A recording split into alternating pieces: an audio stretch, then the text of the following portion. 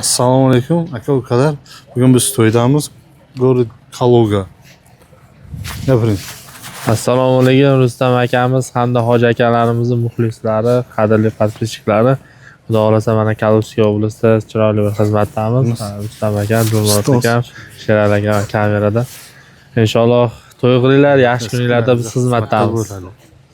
Kuzatib boringlar inshaalloh. Chotki to'ylar o'tkazamiz. O'ylab o'raymiz-da.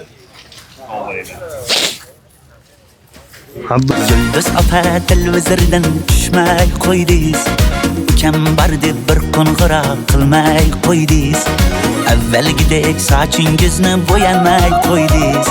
Menga yoqar edi sariq sochingiz. Eslatding-ku yoshligimni, yoshligimni, boshligimni. Kimlar sog'inmadi deysan, mening qalam qo'shligimni. Daryo, daryo, daryo, oqar daryo, daryo. Kimlar sevib, kimlar qolib ketar ayro. Dardlarimni, sirlarimni toshlarga urib yuvib ketar daryo. Daryo, daryo, daryo, toshqin daryo, daryo. Kimlar sevib, kimlar qolib ketar ayro. Yoshligimni, sirlarimni, ko'z yoshimni yuvib ketar daryo.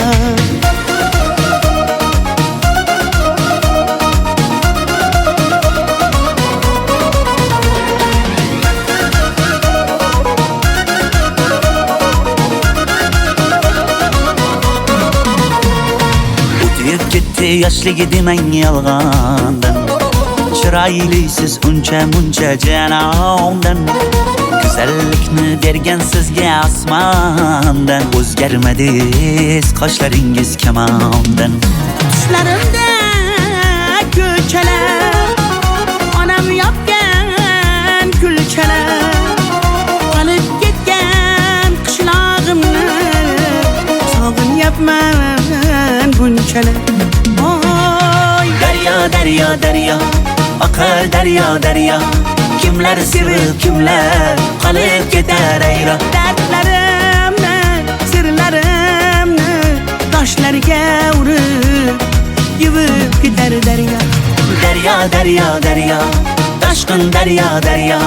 Kimlar sevib, kimlar qolib ketar ayro. Yoshligimni, sirlarimni, ko'z yoshimni yuvib ketar daryo.